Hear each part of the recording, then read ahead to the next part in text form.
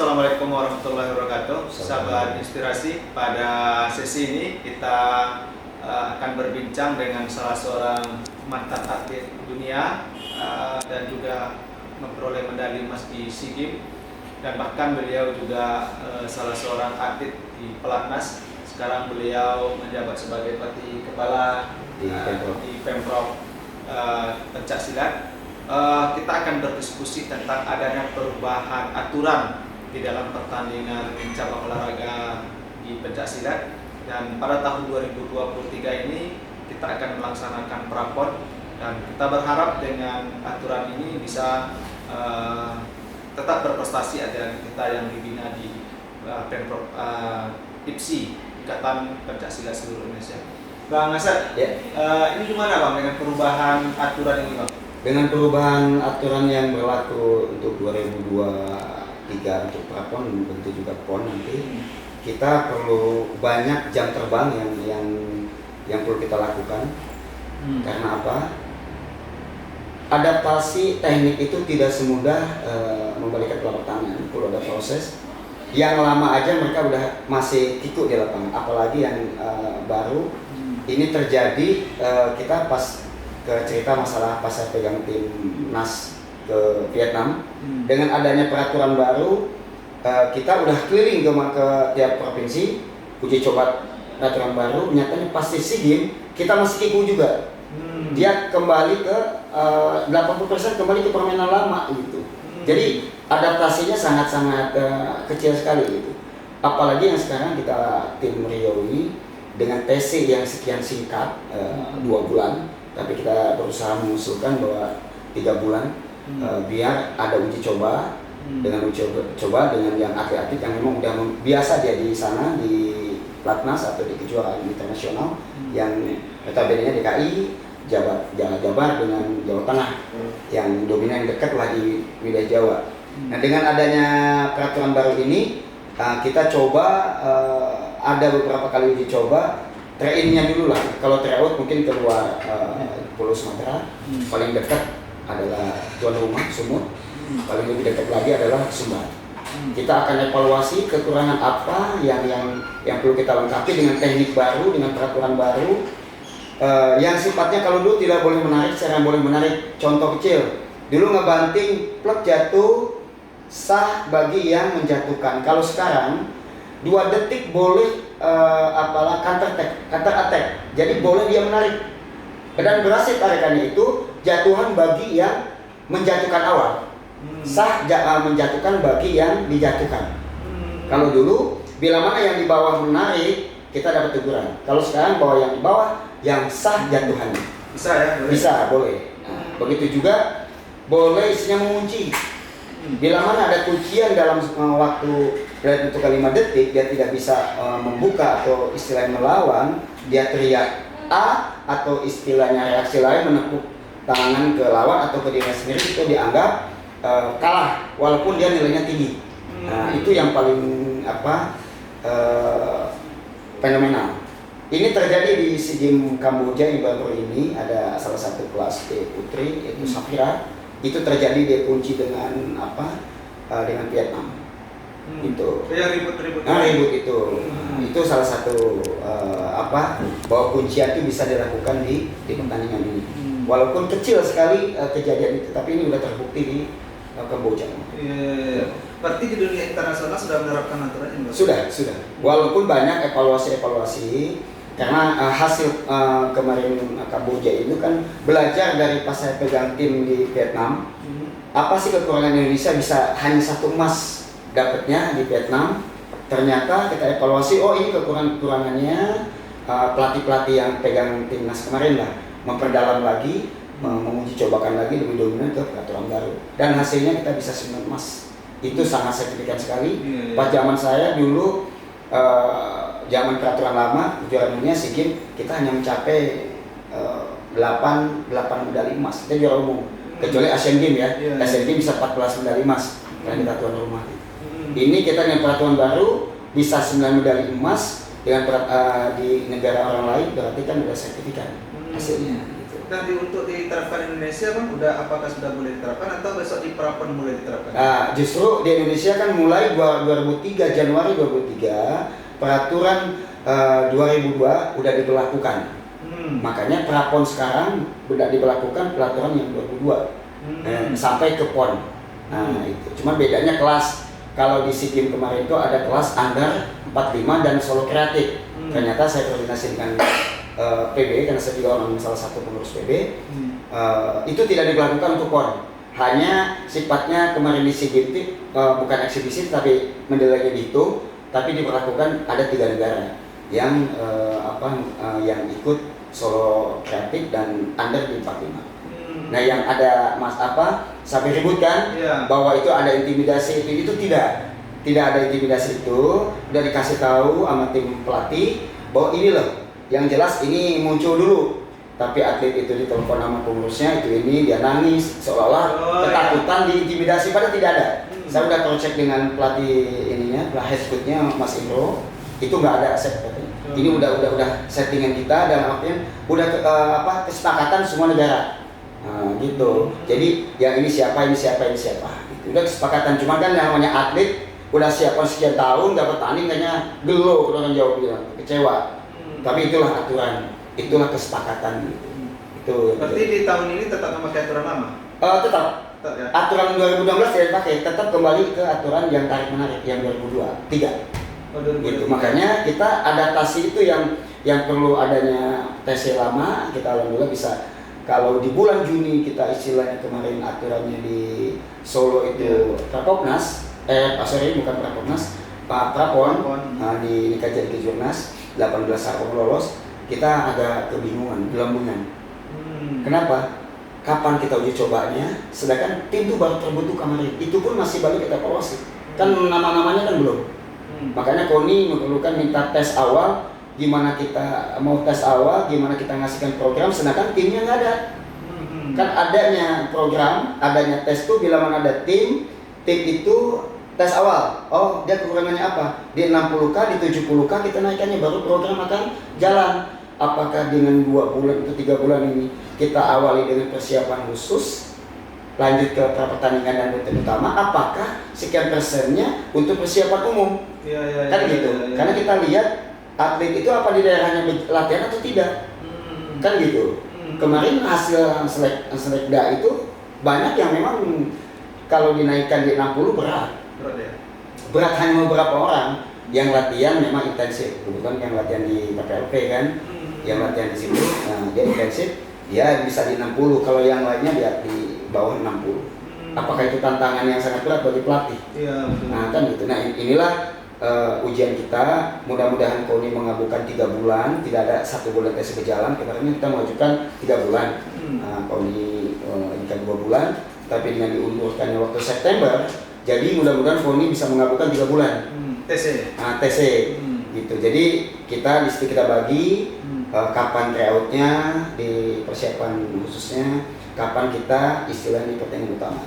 Gitu. Nah, peraturan ini sudah disosialisasi nggak Bang terhadap atlet mungkin? Sudah ya? Karena dengan Kejurda kemarin itu udah disosialisasikan, dan open turnamen yang di Jakarta itu udah dilakukan. Tetapi tidak semua orang ikut ke situ. Iya, betul. Nah, itu kendalanya karena tiap kabupaten kota tujuan kan dana, kembali ke dana. Bahkan saya mengusulkan ke Pemprov pun, dan kalau mendadak itu kan agak repot juga. Kalau itu kendala di masalah pendanaan.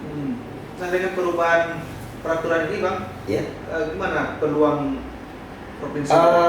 Kalau peluang, semua punya peluang.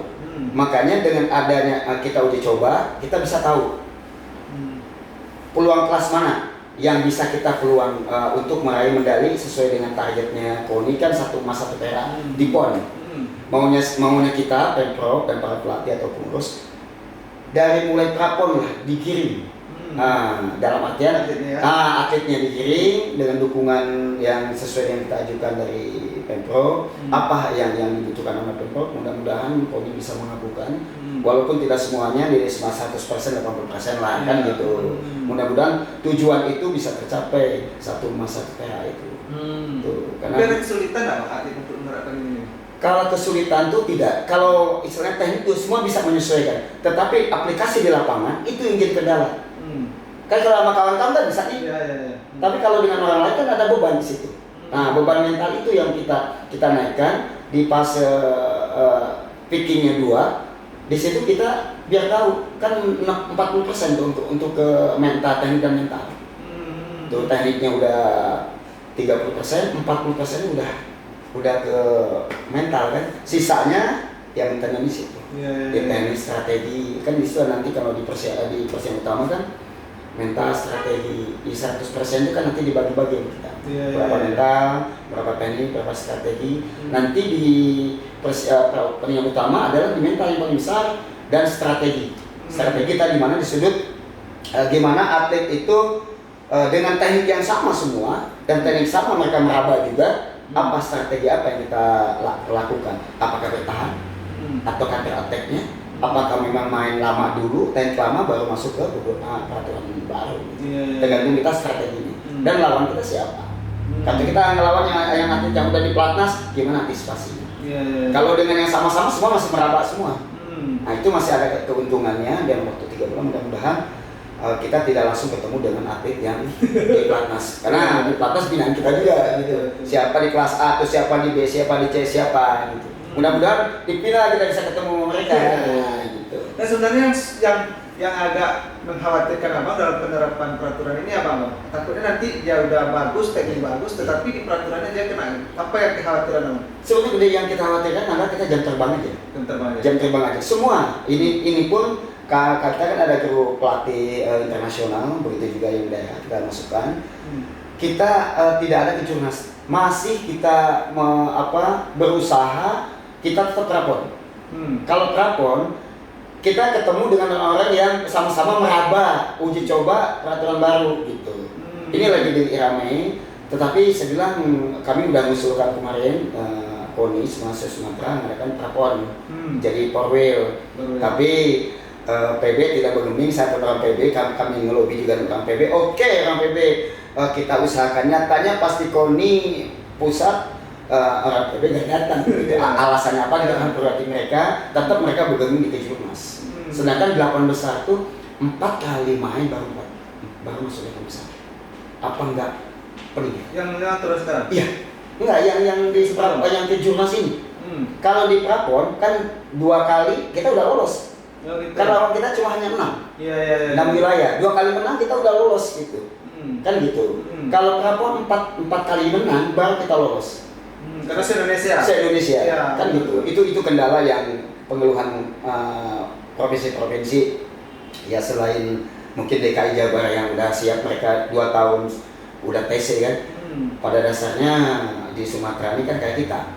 Bahkan seminggu sebelum angkatnya gitu, sering sekali kan, karena kan mungkin kembali ke pembiayaan provinsi masing-masing. Ya yola, alhamdulillah masih bisa ada tes bulan gitu. Paling-paling yang siap tuh Aceh dengan Medan, tuan rumah gitu. Nah dari pengamatan Abang dan Abang kan juga kepala ya di Pemprov. Apa melihat potensi kita Bang di dalam prapola? Gimana Bang dengan peluang atlet yang ada sekarang? Sebagaimana kita pernah audiens hanya 10%. 10% dari 22 kelas. 22 kelas itu berarti kan beda dengan TGR kan. Kalau tanding kan 9 PA 8 pi. Kan gitu. Kalau TGR kan kita bukan masalah mengecekkan TGR, karena TGR itu persiapan yang memang mesti lebih daripada tanding. Karena tanding ada menit pertama, menit kedua, ronde pertama, ronde kedua, ronde ketiga, masih ada kesempatan. Sedangkan TGR salah dikit aja udah hancur itu penilaian. Nah ini yang kendala, bukan kita pesimis masalah TGR, karena TGR itu mesti menyatu. Karena saya juga juara dunia, juara sini TGR juga. Itu berapa tahun saya siapkan sampai lari ke Rio itu, ketemu Jawa Barat, tuan rumah saya sendiri. Begitu juga saya nyoba di DKI. Apalagi yang udah punya nama, itu sangat keras sekali. Selisih 1 poin. Dengan juara dunia, dengan yang namanya Hendro CS, yang sama-sama pelatih, dengan yang namanya Tulus, Betani juga sama, hanya 1 poin. Nyatanya kita uji coba di Rio, alhamdulillah di Rio, pon kita emas, nah di pon lain. Nah uji coba berita di pon nyatanya mereka lewat di kita, bahkan mereka tidak dapat medali. yang dapatnya hanya Jabar sama kita gitu. Nah kan gitu. Apalagi sekarang atlet kita yang anak-anak baru dari remaja masuk ke dewasa, belum jam terbangnya, belum istilahnya adaptasi pola pelatihannya. Itu banyak kendala kalau di ini. Tetapi kalau kita persiapannya panjang, event kita banyak dan kita bisa melakukan event kemana-mana, insya Allah mentalnya bisa teruji. Kalau teknik sama semua, teknik sama, yang jelas itu mental. Karena di pelatihan atau istilah di atlet, fisik, teknik, strategi sama semua, tapi di mental. Mental itu yang menentukan. Kenapa dibilang mental? Saya sudah beberapa kali pegang di timnas lah. Dia bagus pas main itu, uji coba main, pas main di kemarin di mana di Vietnam kemarin bisa lempar handuk kita. Padahal dia terbaik di pelatnas tuh. Lawan uji coba 5-0, uji coba keluar 5-0, pas Vietnam. Hari-H yang kita menentukan dari jagokan dan ketua umum tuh melihat lempar handuk ngamuk dia. Nah itu uji coba mental. Mungkin mental pengen menunjukkan dia lebih bagus, ternyata dia lebih buruk daripada yang biasanya dia tampilkan performa yang terbaiknya. Itu kan atlet pelatnas loh, apalagi yang pemula gitu. Gitu. Jadi banyak kendala yang perlu kita hadapi, tapi tidak merupakan satu kendala gitu. Karena mental itu bisa berubah seperdetik. Contoh kecil, dia main pertama main udah bagus, nggak tahu dia ribut sama pacarnya, dia nggak nyambung dengan kawannya, itu keganggu. Nah itu menjaga itu yang yang sangat sensitif, dan kadang pelatih tidak paham itu, kadang dia lengah. Makanya kita mesti ada psikolog selalu dampingi, kan gitu. Psikolog khusus ya? Psikolog khusus, misalnya cabang silat, kalau selama ini saya jadi atlet kan umum, general, semua cabang satu psikolognya. Kalau di pelatnas kemarin kita usulkan, alhamdulillah ada psikolog khusus untuk silat, dan hasilnya sekarang yang memenuhi di Vietnam, di Kamboja. Klimaksnya belum tentu nanti segi berikutnya sebagus itu, walaupun kita juara umum mungkin perolehan medalinya tidak sebanyak itu. Dari pengamatan abang selaku pelatih kepala di silat beliau, nah sosialisasi tentang aturan baru ini bang, apakah memang sudah bisa diserap oleh para atlet itu? Yang saya sampaikan tadi sudah diserap, dan mereka bisa berlaku kemarin yang pas kita ke Jordan itu mereka sudah melakukan hal yang sesuai dengan kita sosialisasikan. Itu kan masih serius. Dengan kondisi sama-sama atlet itu tidak siap. Tidak siap cuma bulan ini kita ke Jordan, berlatihnya berapa lama? Sedangkan kan latihan di tiap daerah itu paling-paling seminggu 3 kali. Kan gitu, siapkan ototnya, mentalnya kan. Ini kita akan menghadapi yang orang disiapkannya udah sekian bulan gitu. Nah itu adaptasi itu aja, mungkin kekurangannya di otot gitu. Kalau teknik semua udah menyerap semua, dan itu kita lihat kemarin hasil kejuaraan teknik udah paham mereka. Cuma aplikasi dengan yang kita menghadapi orang yang udah siap sekian bulan, sekian tahun. Kita dapat undian DKI. Tapi kan seluruh atlet Indonesia belum menerapkan ini. Sudah semua. Sudah. Kita yang ketinggalan berarti. Kita bukan ketinggalan, boleh ketinggalan. Tiap daerah sudah. Cuma yang ketinggalan itu eventnya ini, kejuaraannya ini, kan gitu. Kalau oke lah kita ketemu dengan orang yang misalkan di 50 kemampuannya, kita misalkan di 555 gitu, kan masih menang nih. Kita berhadapan yang persiapannya dia di 80, karena dia persiapannya udah lama. Kalau otot kan, kalau otot gitu, itu aja. Kalau teknik sama semua, sama nih narik nih, karena dia udah antisipasi ototnya bagus, nggak bisa ditarik. Padahal teknik itu udah tahu. Kekurangannya dengan waktu yang singkat ini adalah kita kalah otot. Kalau di mental mungkin sama, tapi di otot ini karena persiapannya kan ada persiapan kalau gue training kan ada kekuatan awal. Berapa nih kekuatan awalnya, tahan awalnya. Oh dia kuatnya di sini 100 sekian, berarti nanti di eksklusifnya sekian. Apakah dalam waktu 3 bulan itu kita bisa melakukan? Paling-paling kita hanya di eksklusif. Tes awal tuh paling-paling hanya mengetahui dia angkatannya misalkan 80 kilo, ini 50 kilo, berarti dia setengahnya dari berat badannya. Nah kan gitu. Kan itu kita tidak melakukan itu. Dengan 3 bulan tuh apakah akan terkejar itu?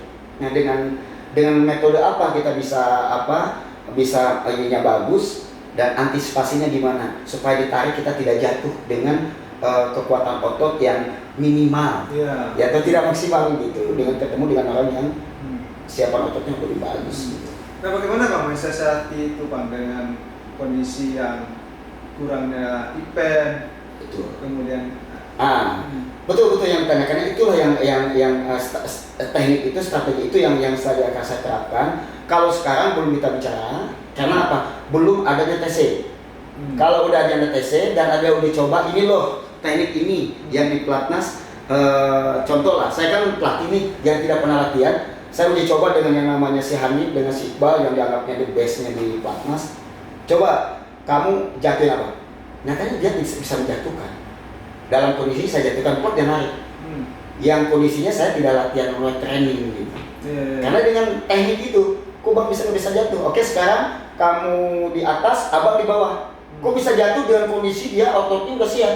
Ada trik yang dia bisa jatuh sama saya. Baru dia yakin. Jadi apa strateginya? Ini loh Bang, ini loh Bang, inilah aneh. Jadi ketemu dengan orang yang sama-sama kuat, tidak perlu diikuti dengan kekuatan. Ada hanya dengan turunkan berat badan kuda-kuda yang misalkan di 60, kita turun di 40. Itu tidak bisa ketarik. Setengah jongkok. Kan kalau setengah jongkok udah habis. Kalau kita naik, dia akan ada peluang untuk dia naik gitu. Nah, itu aja yang mungkin insya Allah saya akan terapkan dengan adik-adik tim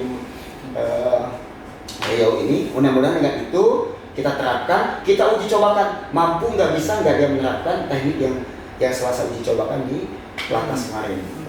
Itu aja salah satu. Berarti waktu TC nanti bisa kalau bisa. Makanya kita ingin ada TC panjang tuh, kita bisa aplikasikan, kita uji coba. Yang didekat yang saya sampaikan tadi, yang kan kalau dia coba tuh berat, ringan lawannya. Kapan kita lakukan berat? Ketemu mana dulu nih? Oh, ketemu tuan rumah, kita kasih berat. Karena mungkin dia persiapannya panjang, setengah ringan, mungkin sumbar. Ya, yang agak ringan bukan kita persiapannya sama dengan kita, bisa Jambi, bisa juga Kepri, yang persiapannya sama kayak kita.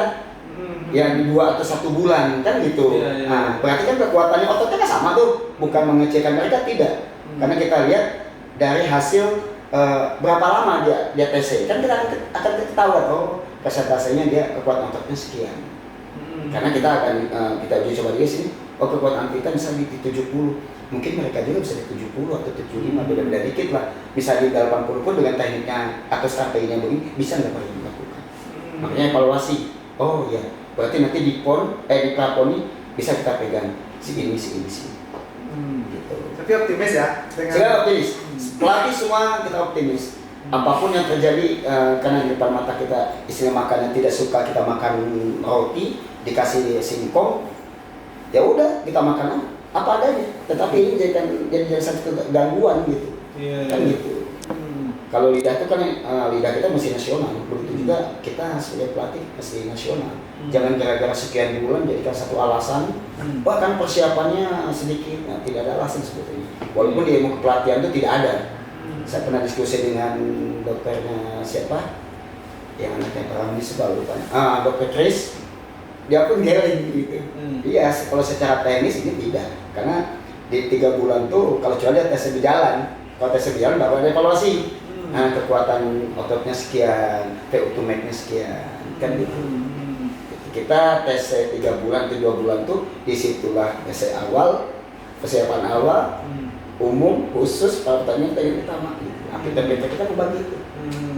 Karena kan disitu ambulating, di situ ada ambulating kan pada tahu lah polanya dari misalkan fitnya 1 bulan itu bisa di 2 pertandingan, fitnya di mana, yang sama-sama mana yang diutamakan, atau dua-duanya fit, bisa nggak dua-duanya fit, terus recovery-nya gimana, terus fase tapering-nya gimana. Ini kan yang kita takutin masalah tapering kan, menjelang pertandingan yang mepet 2 minggu, proses tapering-nya apa yang kita lakukan pelatih.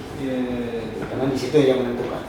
Nah, dari atlet yang dipersiapkan Syria ini Pak, nah itu artinya dipilih berdasarkan pemantauan pelatih atau mungkin dari hasil performance atau seperti apa? Kemarin sih memang kalau keputusan bersama hasil seleksi ini adalah tim inti yang untuk ke PON, ke Prapon. Tetapi saya analisa kemarin sangat jauh. Jauh ya? Jauh dalam artian bukan kita mengecilkan atlet-atlet kita, kan itu atlet yang kita bina. Cuma kalau istilah dengan waktu singkat ini, saya tuh pingin memang ada yang diusulkan oleh beberapa orang, tapi akan ribut. Jadi sekarang tuh mau nggak mau, ini atletnya yang hasilnya ini yang kita usahakan. Tapi kalau saya nanti diskusi lagi, kan belum diputuskan karena belum dilaporkan ke KONI. Kita akan musyawarah antara pelatih, wasit juri, dan pengurus dan tim pemantau. Kemudian kita lihat tim pemantau kemarin, kelas-kelas apa yang bukan tidak layak, masih jauh gitu. Kalau untuk di sini juara dia, berarti kan juara. Tapi kan kalau di wilayah, apalagi ke jurnas semua masuk di situ. Nah itu banyak yang perlu kita ikan. Cuma kadang-kadang kan daerah salah pemahaman. Saya gantikan kelas ini, misalkan kelas A di kelas B. Dia peluangnya sebetulnya misinya di kelas A. Saya naikkan yang di B diturunkan di A, yang B dinaikkan, yang di A dinaikkan di B. Diprotes. Asal sudah hati aja katanya, atlet saya dipindah-pindahkan. Sedangkan mereka tidak tahu peluang itu. Maunya kita tuh kabupaten kota kalau udah dipegang di provinsi, kembalikan serahkan seutuhnya ke pelatih. Karena yang lebih tahu tuh pelatih peluang dia di mana, dia mesti di mana itu. Karena tidak paham. Dan itu yang ujungnya kita kena serang gitu. Nah, ini yang perlu kasih pemahaman ke pelatih-pelatih daerah, begitu di perguruan atau KFC. Karena kan ketua kan tidak semua orang tenis, yang mengumpuri kan pelatih-pelatih. Baru dia protes kan, yang dasarnya tidak valid gitu. Jadi ini yang kita minimalkan. Begitu juga ketua juga, jangan sampai kita ributkan. Makanya sebagai ketua kita akan musyawarah ulang gimana, apakah memang seutuhnya hasil ini kita jadikan tim, ataukah memang ada evaluasi lain. Jadi jangan sampai kita bawa atlet cuma hanya jadi turis. Kan lebih baik dana itu diberlakukan untuk coba atau apa. Bukan berarti kita mengecilkan ke atlet-atletnya hasil kejuaraan. Tidak. Karena kan kita segala sesuatu menentukan target itu berdasarkan data. Bukan antara suka tidak suka. Oh, si Asep tidak suka pukulan si ini, pukulan ini, tidak ada. Di sini kalau udah tim Rio, saya bicara gimana Rio itu ke depan. Bukan karena ketidaksukaan ke salah satu daerah atau pukulan, tidak. Sangat tidak, karena di tim pelatih itu tidak semua pukulan saya semua. Di situ ada pukulan A, pukulan B, pukulan C. Karena target prestasi ya. Prestasi gitu. Jangan sampai kita terulang dengan poin yang kemarin Papua, sangat-sangat sedih sekali. Itu kan ranahnya Pemprov. Jadi jangan sampai terulang. Sebenarnya tugas saya berat. Mengembalikan 0 medali. Sedangkan kita pegang daerah lain yang 20 tahun Papua itu tidak pernah mendapat medali. Bisa kita 2 emas, 4 perak, 3 perunggu. Jadi kemarin pelatih Papua kemarin? Papua, karena saya sodorkan ke ini Pak, saya diminta ini gimana Rio, katanya Pemprov tidak mengrekom. Saya ketemu dengan Pak Musa Makarma kalau nggak salah. Kita juga tidak Slonong Boy, kita koordinasi dengan KONI karena saya dapat pembinaan dari KONI Rio. Kembali ke Platnas, karena saya di Platnas. Kebetulan di Platnas itu minta dari PB PON-nya Papua melalui PB langsung ke Menpora. Saya bilang saya kondisi lagi di Platnas itu gimana? Ini permintaan ke Menpora, begitu juga PB PON yang sana. Saya hanya sebulan, saya asalnya nggak mau. Karena PB PON-nya sana udah minta ke Jabar, nggak mau juga. Udah minta ke Jawa Tengah, tidak mau juga, ke Solo tidak mau juga. Koordinasi sama saya, Papua itu juara apa mereka? Mereka ada juara, nggak ada juara dunia SEA Games atau apa? Mereka juara hanya daerah. Bahkan mungkin ada dari daerah lain. Itu tantangan berat bagi kami. Makanya saya kembali ke sini.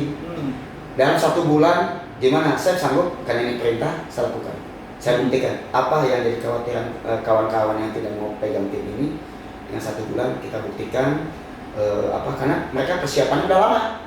Kita cuma hanya yang dibilang tadi, meng-push mental. Lu tuan rumah, lu Papua tuh tidak ada pantang menyerah, gas, itu aja. Berarti kan mental kita naikkan. Kalau teknik strategi udah nggak bisa lagi di situ. Pembentukan otot itu apa udah tidak ada lagi. Tapi mereka dengan ada keberuntungannya mereka persiapannya nggak ada. Hanya 1 bulan, alhamdulillah. Kita strategi ini loh, ketemu ini, oh Jawa Tengah siapa yang pegangnya ini, oh strateginya gini, kita mau ke Jawa Tengah. Oh ini ketemu misalkan Jawa Timur siapa pelatihnya, misalkan si A, saya kenal dekat, oh ini kelebihannya dia, kurangnya ini. Itu aja ya. Sekarang ini sama. Saya misalkan kalau prapon, misalkan Sumbar, siapa pelatihnya si ini? Pola mainnya begini di pelatnas. Ini dia kelemahannya di sini. Oh Sumsel misalnya kalau kita sama-sama Sumsel, si ini pelatihnya. Oh kawan saya, dia kelemahannya ini. Ini yang kita mau. Tapi sekarang kan buta. Saya mau pegang, karena dengan peraturan baru ini gitu. Hanya persiapan aja kita kalah. Itu aja. Kekhawatiran itu aja. Kalau teknik, anak udah masa isu. Berarti memang abang ya boleh dikatakan silat dulu sebagai cabang olahraga unggulan beliau. Sekarang kemarin dalam posisi nol, ingin membalikan keadaan itu. Nah menurut abang bang, faktor apa yang harus dibenahi sebenarnya? Faktor utamanya satu, kita jarangnya mengikuti uji coba atau istilahnya kejuaraan. Yang dekat aja lah, contoh misalkan ada kejuaraan open turnamen misalkan di Sumbar atau di apa yang dekatnya kayak Ubud. Kadang-kadang kita tidak mengikuti, apalagi di Jakarta karena mungkin karena biaya. Karena kan pengajuan ke KONI kita ada tahu semua lebih baik. Jadi bagusnya sebenarnya ada bapak angkat. Nah, misalkan perguruan ini atau Pemprov punya bapak angkat. Kalau mengandalkan ketua juga mungkin kan ada organisasi lain yang dia pegang kan. Begitu juga KONI kan bukan hanya silat aja. Mungkin ada cabang lain yang misalkan dana sekian kan dibagi-bagi. Tidak semua seutuhnya untuk ini kan tidak. Nah itu juga faktor yang terkendala di kita. Dengan kejuaraan menentukan ya? Kejuaraan dan terbang itu menentukan. Kenapa Jawa Tengah bagus? Kenapa DKI bagus? Karena Jawa Barat bagus? Karena mereka di antara mereka aja kompetisinya sangat ketat sekali. Karena saya lihat, kenapa saya di Patas kemarin, penentuan timnya PON ini 4 kali mereka mengadakan kejuaraan. Jadi tim kejuaraan itu bukan hanya yang ini, diulang lagi karena lapis 1, lapis 2 itu sama, lapis 3 itu sama kemampuannya. Jadi Jabar atau JDKI atau Jawa Tengah melakukan dia kejuaraan berulang-ulang. Kalau di Rio mengadakan itu kena seka kita. Sekalian dana, kedua, ini apalagi katanya tinggi. Oh diseleksi lagi. Kan pemahaman di kita ini kadang masih tanda kutip masih dianggap ini aturannya berubah-ubah. Padahal bukan itu. Ya, mencari yang pas lah. Yang pas kita mengadakan tim sidit aja nggak mau mereka. Tim pantauannya nggak mau mereka. Udah adu lagi. Ada beberapa kabupaten kota yang udah notabene yang juara ini diseleksikan ulang lagi. Bahkan itu ya saya kan bingung gitu. Mereka memperlakukan DKI atau Jawa Barat karena yang terbaik selama itu kan. Yang lainnya kan 1, 2, 3 gitu. Yang bisa megang gitu. Jawa Tengah.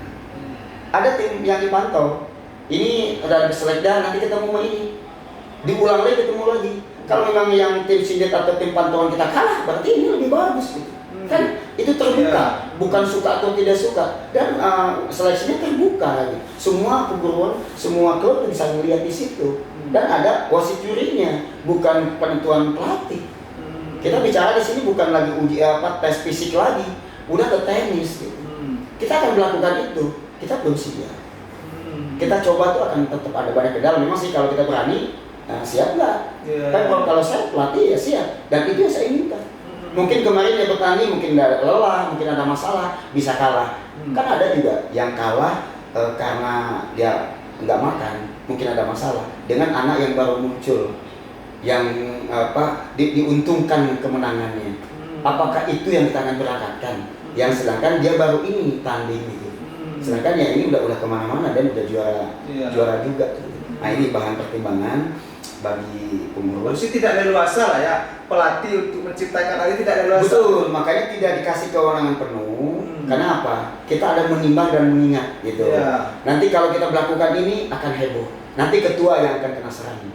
Kan gitu, kasihan ketua. Tapi kalau ketua punya ketegasan, punya komitmennya sama, kita kumpulkan lagi, monggo. Kita kembali berpulang ke ketua. Karena pelatih kan hanya sekedar mengusulkan, istilahnya merekom, nanti keputusan kan ini organisasi, bukan keputusan pelatih seutuhnya. Menimbang dan mengingat kan gitu. Berarti kalau seperti itu, Bang, gangguan itu tidak hanya terjadi pada faktor atlet yang berarti kan, tapi faktor lain yang seharusnya itu tidak bisa dijadikan tolak ukur juga. Betul. Makanya silat itu mungkin menurut kita hanya silat, tapi mungkin kan cabang lain juga Untungnya di kita nggak ada titipan. Nah itu tidak ada titipan. Oh tolong ya itu. Alhamdulillah kalau di silat yang saya tahu tidak ada yang salah kita. Real di lapangan, cuma kendalanya itu pengen ada yang lebih bagus. Nah, contoh yang pon kemarin si Yuda udah nggak main lagi, si Redo udah nggak main lagi. Di Sudi kemarin karena menurunkan badan kalah jadi di final. Nah, itu sedangkan kita ekspor tidak ada masuk. Apakah nggak itu salah satu untuk dipertimbangkan ulang? Begitu juga Juanda memang karena masih penyembuhan kan gitu, penyembuhan lututnya. Apakah nanti dengan hasil ini bisa Juanda diselesaikan lagi karena Juanda udah normal kan gitu. Kenapa nggak saya turunkan dengan pertimbangan? Karena orang akan mencederai Juanda lututnya. Orang nggak berpikir atlet potensi, tapi gimana mengalahkan dengan apapun caranya. Itu yang kita jaga. Titik lemahnya ada ya? Ada titik lemahnya. Gitu maunya kita yang kalah kemarin itu memang potensi ditinjau ulang, terutama si Redo tidak ikut, mungkin karena ada permasalahan keluarga, dia tidak ikut seleksi. Apakah dengan adanya 3 bulan ini bisa kita rekrut lagi? Ini banyak pertimbangan. Apakah mau dari kabupaten kota? Apakah juga tim pengurus ini sekarang mau? Walaupun kita pengurusin, kalau saya sebagai pelatih menginginkan itu. Apakah semua pengurus juga punya pandangan yang sama dengan tim pelatih? Sedangkan yang 90% itu kita yang menentukan di lapangan itu. Saya pengen A, tapi tidak ada akomodir, keganggu gitu. Ini yang akan kita hadapi. Atlet yang ikut besok ini yang non prestasi ya berarti, atau memang sudah ada yang berprestasi? Iya, keberuntungan itu. Keberuntungan ada yang udah prestasi, tapi kan yang prestasi di Rio kan hanya beberapa orang. Siska, Juanda, si Sudi, si Yuda, si Redo, 5, semua tidak ikut. Faktor umur atau faktor? Umur masuk. Umur masuk. Kalau Juanda dalam kondisi dia lagi pemulihan. Kalau seleksi rencananya kan bulan Juni itu, kalau bulan Juni jangan risiko. Karena riskan cedera, karena kan dulu diseleksikan ulang yang untuk ke Prakon tuh, yang untuk ke Prakon kemarin sama Pemprov yang pengurusan nama cedera, dia kan orang akan mengejar itu supaya menang. Walaupun dia kalah kan, tapi kan Juanda rusak gitu. Nah itu yang saya takuti. Tapi karena di September, nah itu ada perubahan ulang. Nah apakah itu kita berlakukan dia ikut lagi, ikut tes lagi, nanti dites ulang atau diuji coba ulang atau diseleksi ulang dengan yang namanya Sudi atau si Redo dikasih kesempatan. Kalau udah di bobot badan dia nggak bisa karena udah dia di kelas D, sedangkan waktu tubuh posturnya tidak memungkinkan.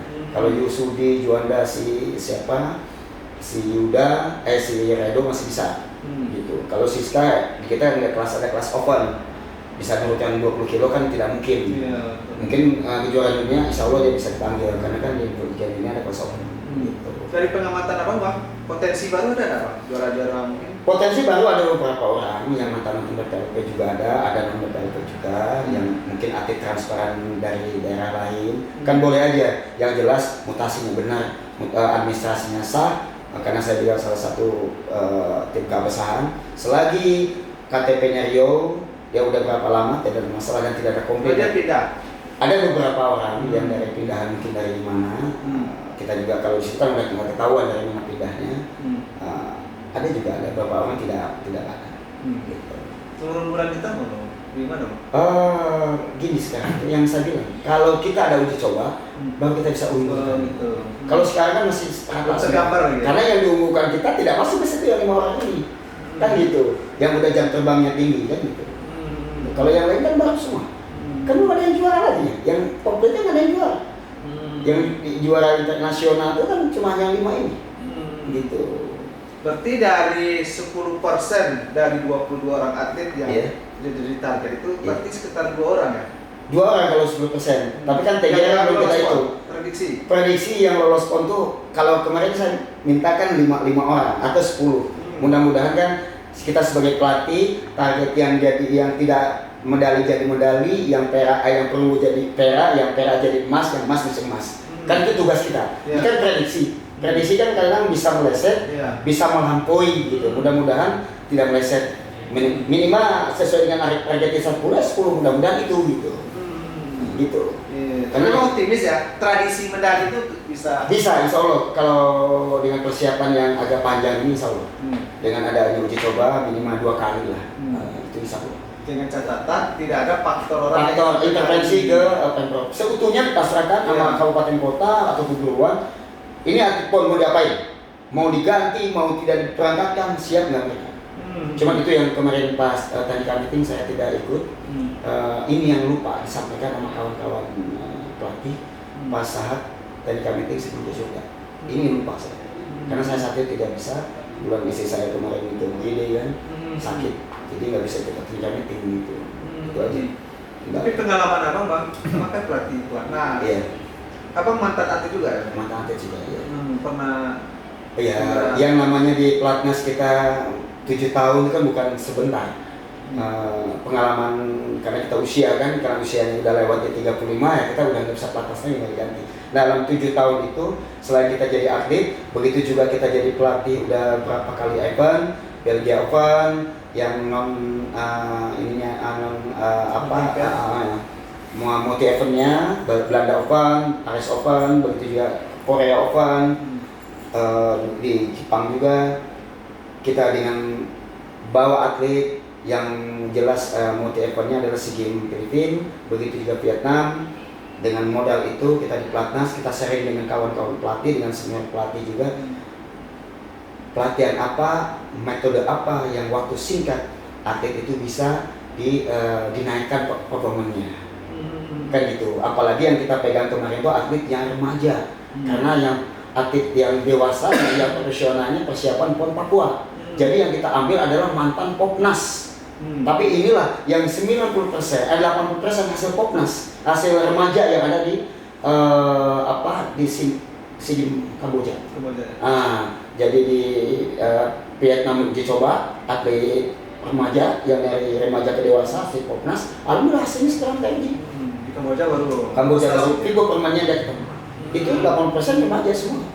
Yang namanya Atifa, namanya si Bayu, yang namanya si Tito, yang namanya si Andre, kalau bahkan atlet lama, si Jenny, itu ada di tiap Popnas gitu, ya remaja. Si ini juga si Jaki, belum pernah ya di Platnas gitu, remaja, tapi alhamdulillah hasilnya maksimal dan mereka emas semua. Dan abang juga pernah merasakan sebagai situasi bertanding sebagai seorang atlet ya? Merasakan dalam kondisi kita istilahnya baru ke ajang nasional atau internasional yang kita hadapi yang udah juara. Oke, sekarang juara, kemarin dia juara SEA Games. Sekarang kita juga belum, nggak ada yang naik podium, yang jadi juara itu naik podium. Berarti kita meraih podium itu. Berarti sama, semua nol. Cuma bedanya mereka udah pengalaman, kita baru. Kita akan, beban kita nggak terlalu berat. Kenapa? Kalau kita meraih, mencapai, mereka mempertahankan. Bahkan justru mereka mempertahankan gitu. Gimana supaya kita tidak kalah. Dan rata-rata hanya sekian persen orang yang bisa bertahan lama dimegang di kelasnya gitu. Lu kemarin lu juara kelas A, sekarang belum tentu, belum ada juaranya. Apa yang jadi juara? Nah itu yang kita sampaikan untuk motivasi adik-adik tim Rio ini. Yang kamu hadapi juara, ya juara kemarin, sekarang kamu sekarang mencapai juara itu, menduduki di podium 1, 2 atau 3 gitu. Gimana benar Rio naik? Ya dari kamu, kuncinya disiplin. Yang perlu diterapkan ke semua pelatih, karena saya di pelatnas juga individu training. Yang individunya sering dan individunya rajin, karena saya juga selain atlet pelatih latihan pada dasarnya yang schedule umum, dan ada latihan individu training, dan itu yang latihan individu training yang juara. Dan pula saya pelatihnya di sana Heswood, saya bila mana ada individu kamu yang tanggung jawab ya siap. Ya TGR yang saya pegang, jika tanding yang saya pegang gitu. Alhamdulillah yang mereka yang individunya rajin dan itu juara. Gitu. Abang pernah juara di kejuaraan apa aja bang sebagai atlet? Juara dunia terutama PON 2000 di Surabaya. Sebelumnya kita PON Jambi juara emas, masuk ke PON emas, juara dunia di Indonesia emas, juara dunia juga di Vietnam emas, di SEA Games emas di Malaysia 2021. Jadi 7 tahun lagi pelatnas. Dengan bekal itu kita sebagai atlet juga ada beberapa pelatih ini gayanya begini, saya akan terapkan nanti saya jadi pelatih begini, dan itu saya terapkan pas jadi pelatih pelatnas. Gitu. Tidak serta-merta masuk ke pelatnas kalau tidak ada atlet kita. Saya juara dunianya, SEA Games-nya, juara PON-nya kita di di TGR. Tapi saya membuktikan bahwa pelatih atlet yang juaranya TGR bisa juara dunia pelajar saya ada. 2015 Elit Mutia terbaik. Kebetulan kita dikasih kepercayaan sama Kemenpora karena Rio tuh selalu ada juara umum di Kejurnas. Kita dikasih kepercayaan dengan Ragunan. Ikutin kejuaraan dunia pelajar, alhamdulillah kita bisa terbaik emas. Nah, begitu juga tandingnya, tanding si Juanda SEA Games, juaranya juga Vera, si Sudi juara dunia emas, si Siska kemarin pas SEA Games kemarin kejuaraan dunia di Penang Malaysia, dia perunggu bisa mengalahkan atlet yang juara. Sedangkan dia di sini hanya latihan biasa aja. Kan begitu. Jadi bahasa Asep tuh nggak layak jadi pelatih tanding karena dia adalah TGR juaranya. Tapi kita buktikan. Kalau di TGR-nya saya buktikan dulu SN dulu juga juara juga anak-anak pelajar. Tapi saya beralih kena tantangan bahwa saya pelatih juaranya di TGR bisa-bisa megang pelatih di tanding. Karena mereka tidak tahu. Tahunya saya juara di TGR. Sebelum itu saya juara tanding juga. Gitu. Walaupun di Jawa Barat kan walaupun juara RT kan yang jelas kita ngalamin di tanding gitu di Jakarta juga. Oke Bang, statement terakhir apa Bang? Mungkin terhadap aturan baru ini dan juga terhadap Oke. Mudah-mudahan dengan aturan baru ini kita bisa adaptasi dan menyesuaikan dengan dengan atlet-atlet yang kita bersaing dengan yang udah lama mereka TC, karena itu kewajiban yang perlu saya penuhi, itulah tantangan yang perlu saya penuhi, bahwa dengan waktu yang sesingkat-singkatnya menghasilkan yang sebaik-baiknya. 3, persiapan atlet kita, mental kita. Mudah-mudahan dengan adanya TC 2 bulan ditambah 1 bulan, mudah-mudahan kita ada uji coba, dengan itu kita bisa lebih bagus. Kuncinya disiplin, berlatih dan berlatih. Oke Bang, terima kasih Bang telah hadir di sini berbagi, mudah-mudahan dan kami berdoa semoga tradisi emas dan cabang olahraga bulu tangkis ini kembali dipegang oleh Insya Allah. Baik, terima kasih kepada kita semua dan mungkin itu inspirasi kita pada hari ini. Kita yakin dan percaya bahwa ketika itu dipegang oleh yang ahlinya, insya Allah kalau diberi keleluasaan untuk berbuat akan mencapai hasil yang terbaik. Jangan lupa kepada netizen untuk subscribe, like, and share di Podium Channel. Semoga ini menjadi inspirasi bagi kita semua. Wabillahi taufiq wal hidayah. Assalamualaikum warahmatullahi wabarakatuh.